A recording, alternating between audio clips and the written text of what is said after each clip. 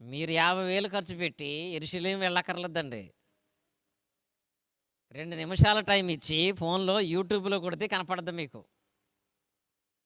యేసుక్రీస్తు వారి సమాధిని మీరు కొట్టండి. ఆ సమాధి మీరు ఇప్పుడు కళ్ళారా చూడగలరు. సమాధి ఉంది, కానీ సమాధిలో ఆయన లేడు.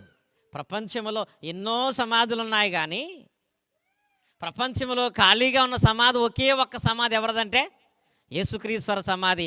ఆ సమాధి మీద ఇదే పదం ఉంటుంది, మీరు చదివితే ఏంటో తెలుసా? ఆయన ఇక్కడ లేడు. ఎవరు? యేసుక్రీస్తు వారు సమాధిలో లేరు, ఆయన తిరిగి లేచి ఉన్నాడు.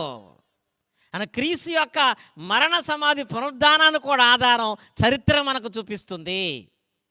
కనుక చరిత్రను బట్టి, పరిశుద్ధ గ్రంథాన్ని బట్టి క్రీస్తు మనందరి పాపల కొరకు చనిపోయి సమాధి చేయబడి తిరిగి లేపబడి ఉన్నటువంటి విషయాన్ని మనం గ్రహిస్తే అప్పుడు మనం సత్యములో ఉన్న